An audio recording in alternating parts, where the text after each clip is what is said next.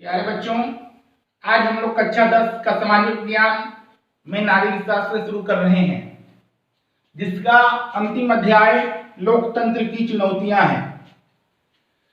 इस अध्याय को पढ़ने से पहले पिछली कक्षा में हम लोगों ने समकालीन विषयों में लोकतंत्र, इसके अतिरिक्त लोकतंत्र क्या है, लोकतंत्र क्यों जरूरी है, इसका अध्ययन किया था। और इसी सिलसिले में हम लोग लोकतंत्र की चुनौतियां इस बारे में अध्ययन करेंगे, जिसको अंग्रेजी में चैलेंजेस ऑफ डेमोक्रेसी कहा जाता है। अब लोकतंत्र और चुनौतियों, इन दोनों को अलग अलग डिफाइन कर लेते हैं, अलग अलग परिभाषित करके देखते हैं। डेमोक्रेसी ये लोकतंत्र का अंग्रेजी रूपांतरण है।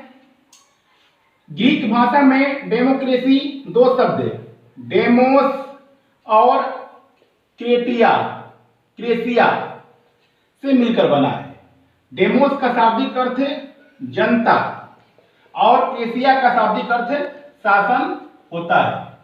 जैसा कि नाम से ही प्रतीत हो रहा है कि डेमोक्रेसी यानी लोकतंत्र जनता का शासन होता है, तो ये तो लोकतंत्र का अर्थ देखा जा सकता है। अब परिभाषित करने की बात करें तो अमेरिका के भूतपूर्व राष्ट्रपति अब्राहम लिंकन का जो परिभाषा सबसे सर्वमान्य प्रतीत होता है, उनका कहना है कि लोकतंत्र जनता का जनता के लिए और जनता द्वारा शासन होता है। तो ये तो लोकतंत्र को परिभाषित करके हमने देख लिया। अब चुनौतियां, चैलेंजेस क्या होता है, इसको देख लेते हैं।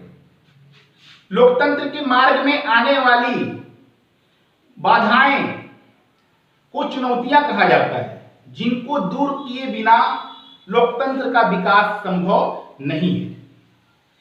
सामान्यतः तरीके से चुनौतियों को हम कठिनाई के रूप में देख सकते हैं, और ये चुनौतियां हमें एक अवसर प्रदान करता है, और उस अवसर के माध्यम से हम प्रगति कर सकते हैं, और प्रगति करके लोकतंत्र का विकास को सुनिश्चित कर सकते हैं। यानी चुनौतियों को एक अवसर के रूप में देख लें और लोकतंत्र का विकास अच्छी तरीके से कर सके। तो यहां तक हम लोगों ने बात कर ली। अब आते हैं मुख्य टॉपिक पर। लोकतंत्र की चुनौतियों को 3 प्रकार से देखा जाता है। पहला, लोकतंत्र की बुनियादी चुनौतियां। बुनियादी चुनौतियां, अब ये बुनियादी चुनौतियां क्या है, इसके बारे में चर्चा करते हैं।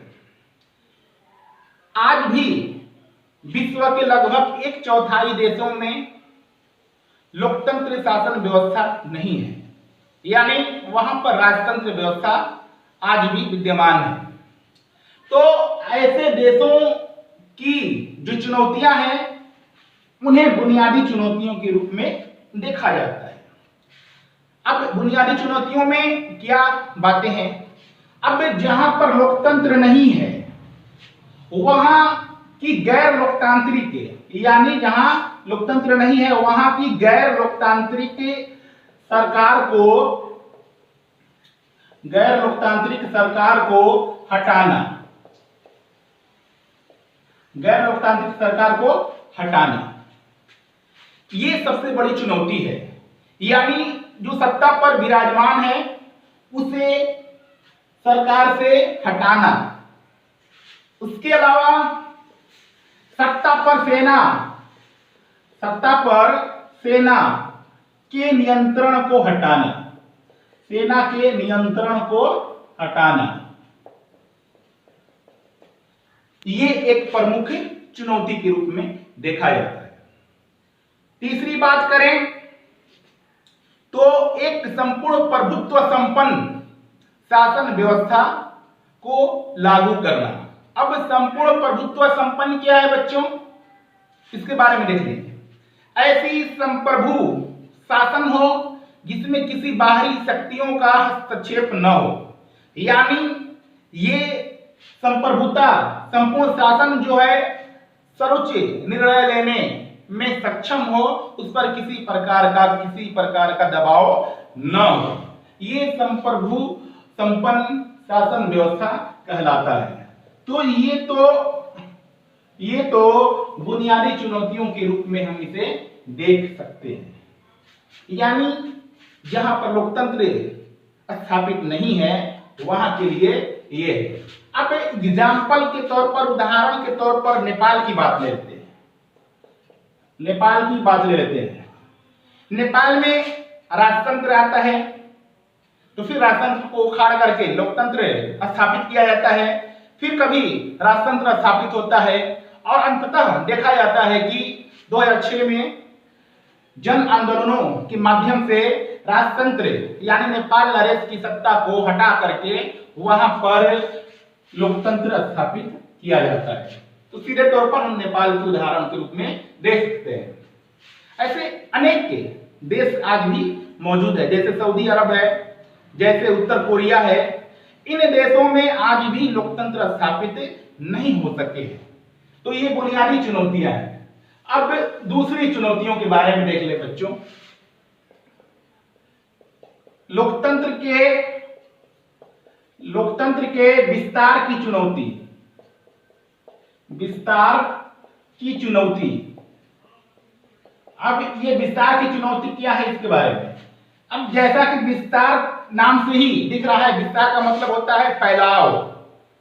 यानी लोकतंत्र का फैलाव और विस्तार इतना अधिक हो कि ताकि इसमें हर व्यक्ति, हर समूह के लोग इसमें अपनी भागीदारी सुनिश्चित करा सके। विस्तार का मतलब ये हुआ। अब हर क्षेत्र के लोग, हर सामाजिक समूह के लोग, महिला, पुरुष, अनुसूचित जाति जनजाति, पिछड़ी समुदाय के लोग, अल्पसंख्यक वर्ग के लोग, यानी हर तबके के लोगों की भागीदारी सुनिश्चित कराने को ही लोकतंत्र का विस्तार कहते हैं। यानी ज्यादा से ज्यादा तक इसे लोगों तक पहुंचाया जाए। अब एक एक करके इसे बात कर लेते हैं। क्षेत्र के आधार पर या इलाका। अब भारत जैसे विशाल देश में हम देखते हैं, उत्तर भारत के नाम से कहते हैं, दक्षिण भारत के नाम से कहते हैं, पूर्वोत्तर भारत के नाम से देखते हैं। तो यहाँ पर क्षेत्रीयता जो है देखने को मिलती है। अब भारत देश में जो पूर्वोत्तर भारत है, नॉर्थ ईस्ट के प्रदेश हैं, छोटे छोटे राज्य हैं, उनको ऐसा लगता है कि हम राष्ट्र की मुख्य धारा में अभी जुड़े नहीं हैं। तो उनके अंदर क्षेत्रीयता की भावना प्रबल होने लगती है। तो इसे दूर करने का प्रयास करना है। ये एक क्षेत्रीयता की चुनौती है। ये विस्तार की चुनौती के अंतर्गत इसे हम देख सकते हैं। सामाजिक समूह। अब किसी भी राष्ट्र या राज्य में अनेक सामाजिक समूह होते हैं। कहीं धार्मिक समूह होता है, कहीं जातीय समूह होता है, कहीं भाषाई समूह होता है, और इन सभी समूहों की भागीदारी सुनिश्चित करना ही लोकतंत्र के विस्तार की चुनौती के अंतर्गत देखा जा सकता है। यानी सीधे तौर पर हर वर्ग के लोगों की भागीदारी सुनिश्चित हो। स्थानीय निकाय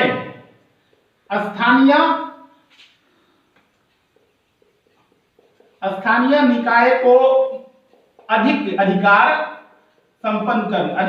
देना। यानी स्थानीय निकाय का मतलब जो पंचायती राज व्यवस्था है, जो स्थानीय शासन या नगरीय शासन है, इनको अधिक अधिकार उपलब्ध कराना, ताकि हर व्यक्ति की भागीदारी लोकतंत्र में सुनिश्चित हो जाए। इसे लोकतंत्र की विस्तार की चुनौती के अंतर्गत देख सकते हैं। महिलाओं और अल्पसंख्यकों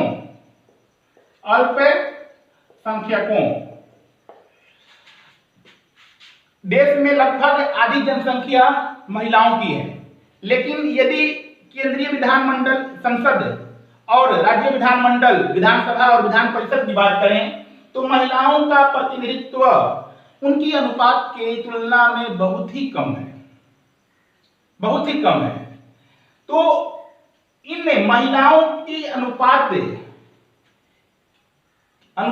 को लेकर के महिलाओं के लिए आरक्षण की व्यवस्था करके महिलाओं की अधिक से अधिक भागीदारी सुनिश्चित कराने की एक चुनौती है, जो विस्तार की चुनौती के अंतर्गत हम देख सकते हैं। अल्पसंख्यकों की बात करें तो इनकी भी प्रतिनिधित्व संसद और विधानमंडल में कम है या और सारे क्षेत्रों में कम है, तो इनको भी भागीदारी सुनिश्चित कराने की जरूरत है। हालांकि महिलाओं को पंचायती राज व्यवस्था और नगरीय शासन में 33% आरक्षण की व्यवस्था का प्रावधान कर दिया गया है। तो ये तो लोकतंत्र के विस्तार की चुनौती के अंतर्गत हम इसे देख सकते हैं। अब तीसरा है लोकतंत्र को मजबूत करने की चुनौती। लोकतंत्र को मजबूत करने की चुनौती। अब इसके अंतर्गत हम देखते हैं क्या क्या बातें हैं। लोकतंत्र को मजबूत करने की चुनौती में जो संस्थाएं हैं, जो लोगों की भागीदारी और लोगों की शासन पर नियंत्रण को मजबूत करती हैं और उनकी भागीदारी सुनिश्चित कराने का काम करती हैं, ऐसी संस्थाओं के कामकाज को मजबूत किया जाए, ऐसी संस्थाओं को सुदृढ़ किया जाए। अब ये ऐसी संस्थाएं जैसे न्यायपालिका और निर्वाचन आयोग आदि, इन संस्थाओं के माध्यम से लोकतंत्र को मजबूत किया जा सकता है यदि इनको स्वतंत्र और निष्पक्ष काम करने का मौका मिले। इसके अतिरिक्त ये भी सुनिश्चित करना चाहिए कि समाज के अंतिम व्यक्ति तक लोगों की भागीदारी शासन में सुनिश्चित हो, तो इसे लोकतंत्र के मजबूत करने के अंतर्गत हम देख सकते हैं। इसी में आगे मजबूत करने की चुनौती में देखते हैं कि शासन व्यवस्था में धनवान और शक्तिशाली लोगों का प्रभुत्व होता है और ऐसे शक्तिशाली और धनवान लोगों के प्रभाव को कम किया जाना चाहिए और आर्थिक और सामाजिक और राजनीतिक समानता लानी चाहिए, और इसके लिए जो कार्य करेंगे वो न्यायपालिका और निर्वाचन आयोग की महत्वपूर्ण भूमिका हो सकती है। इसीलिए इन्हें स्वतंत्र और निष्पक्ष कार्य करने की इन्हें पूरी तरह से मौका मिलनी चाहिए। ये लोकतंत्र को मजबूत करने की चुनौतियों के रूप में देखा जा सकता है। तो हमने इन 3 स्तर पर चुनौतियों की बात कर ली बच्चों। अब हम कुछ अन्य चुनौतियों के बारे में भी बात कर लें जो अलग से है। अब जैसे संविधान की बनावट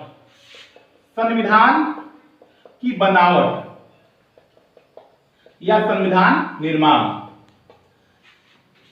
किसी भी देश में जहां लोकतंत्र व्यवस्था नहीं है, वहां लोकतंत्र सरकार स्थापित करने के लिए और करने के बाद संविधान निर्माण की जरूरत होती है, और संविधान निर्माण के लिए संविधान सभा का गठन होना जरूरी है, और संविधान सभा का गठन जो है वह हर क्षेत्र और हर तबके के लोगों की भागीदारी सुनिश्चित करा सके। और ये एक जो चुनौती है इसे हम बुनियादी चुनौती के रूप में देख सकते हैं। दूसरा है लोकतांत्रिक अधिकार।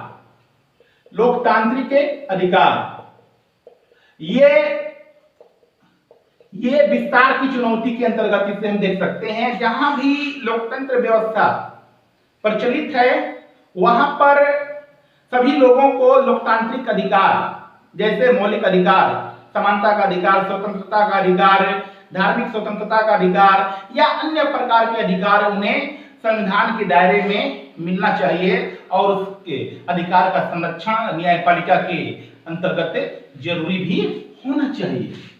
तीसरी चीज देख लें तो वह है चुनाव। यह लोकतंत्र को मजबूत करने की चुनौती है। अब एक स्वतंत्र एवं निष्पक्ष निर्वाचन आयोग हो और उस निर्वाचन आयोग के माध्यम से चुनाव संपन्न कराए जाएं, जिसमें सभी वयस्क मताधिकारी जितने लोग हैं अपने मत डाल करके अपनी पसंद की प्रतिनिधि का चयन करें और वे प्रतिनिधि उनकी इच्छा के अनुरूप निर्णय लेने में अपनी महत्वपूर्ण भूमिका निभाएगा। तो चुनाव है। चौथी चीज देख लें तो संघवाद और विकेंद्रीकरण।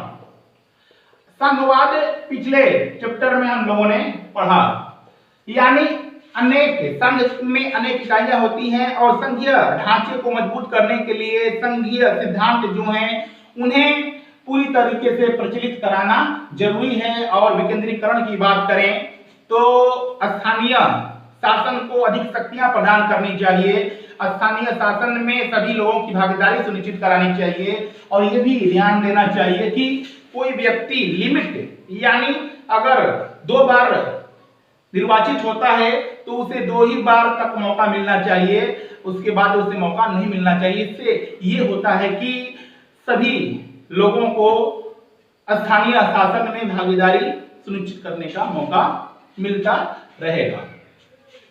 राजनीतिक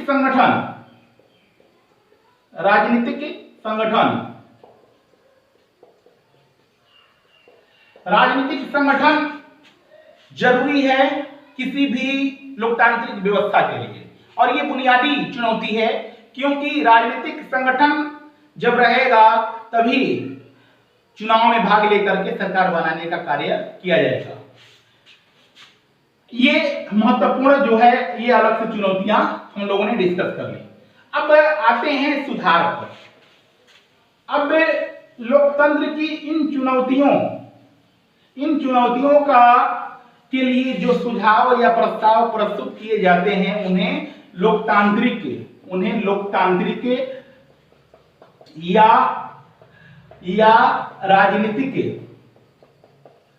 राजनीतिक सुधार कहा जाता है। अब ये लोकतांत्रिक या राजनीतिक सुधार क्या होता है, इसके बारे में हम डिस्कस करने वाले हैं।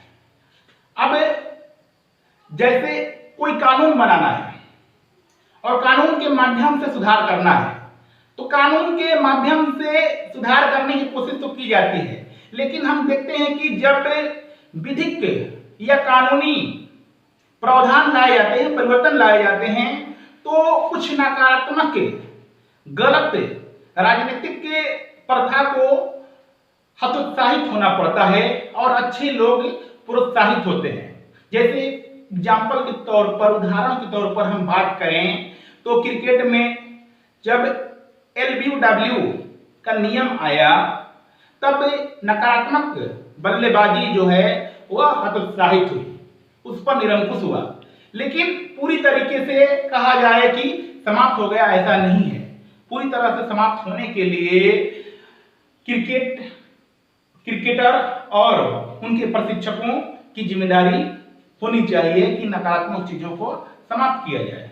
दूसरी चीज है, कुछ ऐसे कानून बनाए जाते हैं, ऐसी कानून का निर्माण होता है कि जिसमें ये देखा जाता है कि कानून तो बन जाता है लेकिन उसके नतीजे क्या आते हैं। जैसे एग्जाम्पल के तौर पर एक ऐसा कानून बना दिया जाए, एक ऐसा कानून निर्मित कर दिया जाए जिसके अंतर्गत जिस भी नागरिक के 2 से अधिक संतान उत्पन्न होते हैं या बच्चे पैदा होते हैं तो उनको स्थानीय निकाय और नगरीय निकाय के चुनाव में भाग लेने का अधिकार नहीं होगा।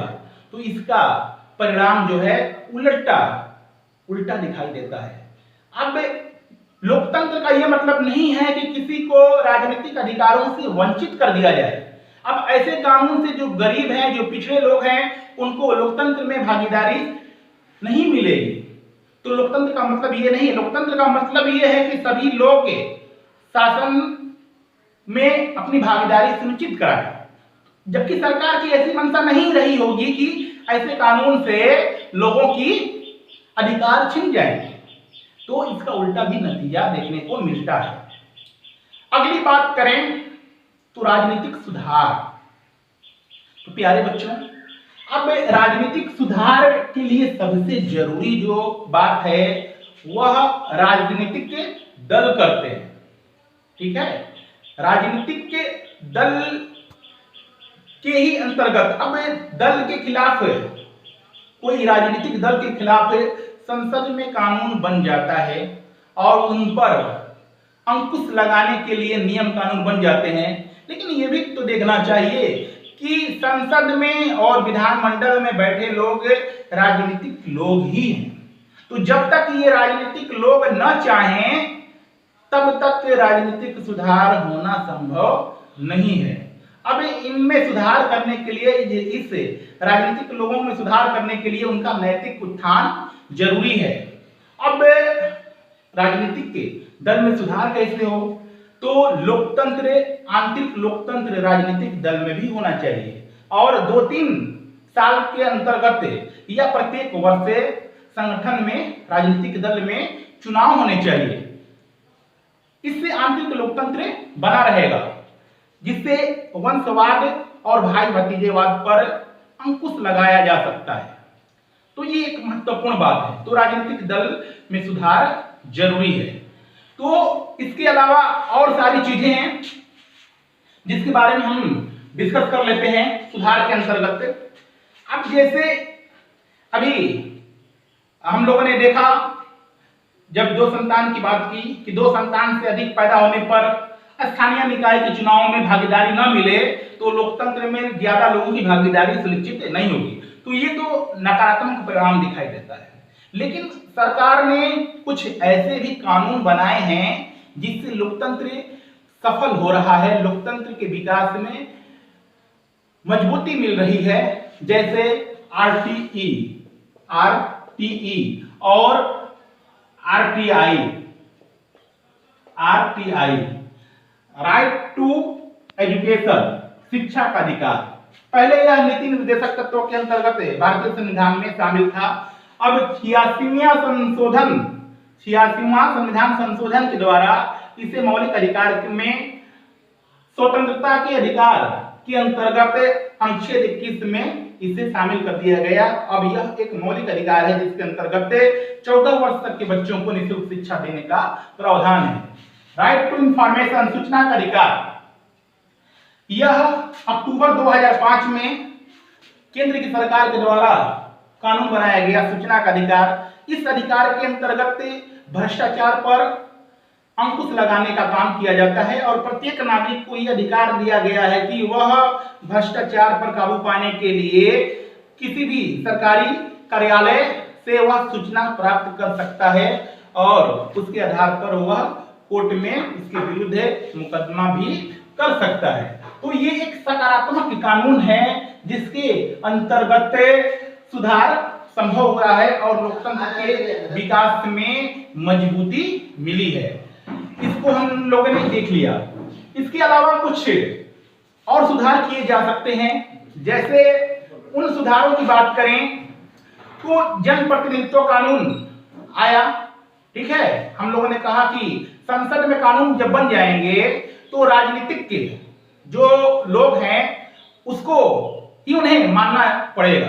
तो जब जनप्रतिनिधित्व कानून आया भारत में, तो जो भी जिनके ऊपर भी मुकदमे चल रहे थे या 2 वर्ष तक ऐसा मानना था कि उन लोगों को चुनाव में भाग लेने का अधिकार नहीं मिलेगा। तो ऐसे बहुत सारे चीजों को होना चाहिए। अब सरकार गठन करने के लिए चुनाव संपन्न होते हैं और चुनाव संपन्न होने के लिए सभी लोग अपना मतदान करते हैं और एक सरकार गठित होती है। लेकिन सरकार एक सीमित अवधि के लिए गठित होती है, 5 सालों के लिए। तो उनको लिमिटेशन होना चाहिए उनके अंदर, और यह भी होना चाहिए कि जो भी राष्ट्रपति, उपराष्ट्रपति, प्रधानमंत्री का पद है वह 2 बार से अधिक चुने ना जाए। और एक और भी प्रावधान होना चाहिए, राइट टू रिकॉल। इसे कहते हैं राइट टू रिकॉल। इसका मतलब यह है कि जब सीमित अवधि के लिए सरकार का गठन कर लिया गया और जनता को यह प्रतीत होने लगे कि सरकार उनकी इच्छा के अनुसार कार्य नहीं कर रही है, तो उन्हें राइट टू रिकॉल के अंतर्गत वापस बुलाने का अधिकार भी होना चाहिए। तो यहां तक हम लोगों ने बात कर ली। अब संक्षेप में, वक्त की कमी है तो संक्षेप में बात कर लेते हैं कि लोकतंत्र को पुनर्परिभाषित कैसे करें, यानी रीडिफाइन कैसे करें। तो लोकतंत्र को रीडिफाइन करने के लिए देखें कि जनता जो चुन रही है प्रतिनिधि को, वो सर्वोच्च निर्णय लेने में सक्षम हो। ठीक है, सर्वोच्च निर्णय लेने में जनता की चुने हुए प्रतिनिधि सक्षम हो और चुने हुए शासक के जो कानून बनाए वह संविधान के दायरे में कानून का निर्माण करें और लोगों की लोकतांत्रिक अधिकार का ख्याल रखें और सामाजिक आर्थिक समानता को बरकरार रखें। केवल राजनीतिक स्वतंत्रता प्रदान कर देना ही लोकतंत्र का मूल उद्देश्य नहीं है। लोकतंत्र का मूल उद्देश्य है सामाजिक और आर्थिक समानता लाना, यानी समाज में हर पिछड़े वर्ग के लोग, हर अनुसूचित जाति जनजाति के लोग और अल्पसंख्यक समुदाय के लोग और लैंगिक समानता को बनाए जाने के लिए महिलाओं को इनको शासन सत्ता में उचित भागीदारी सुनिश्चित कराना जरूरी है और धन का विकेंद्रीकरण करना भी जरूरी है ताकि संसाधन पर अधिक से अधिक लोगों का उपयोग करने का अवसर मिले। तो हम लोगों ने देख लिया ये बातें, यानी जब तक समाज के पिछड़े वर्ग के लोगों को और अल्पसंख्यक समुदाय के लोगों को शासन में उचित भागीदारी नहीं मिलेगी, सत्ता में हिस्सेदारी नहीं मिलेगी हर सामाजिक समूह के लोगों को, तब तक लोकतंत्र का विकास संभव नहीं है। तो प्यारे बच्चों, हम लोगों ने आज लोकतंत्र की चुनौतियों के बारे में अध्ययन किया संक्षेप में। तो एक बार मोटे तौर पर फिर आपसे बात कर लें कि बुनियादी चुनौतियां, ठीक है, बुनियादी चुनौतियां और विस्तार की चुनौतियां और लोकतंत्र को मजबूत करने की चुनौतियां। इन तीन चुनौतियों को जब हम दूर कर लेते हैं और इन चुनौतियों के माध्यम से एक अवसर ढूंढ लेते हैं अपने लोकतंत्र की प्रगति का और लोकतंत्र की प्रगति करके एक अच्छे लोकतंत्र और लोकतंत्र को सफल बना लेते हैं, ये हमारे लिए जरूरी है। तो प्यारे बच्चों, हम उम्मीद करते हैं कि आप लोगों को ये अध्याय अच्छा लगा होगा और उम्मीद करते हैं कि आप लोगों को लोकतंत्र की चुनौतियों के बारे में समझ में भी आ गया होगा। तो प्यारे बच्चों, आज हम अपना लेक्चर यहीं समाप्त कर रहे हैं। बहुत बहुत धन्यवाद।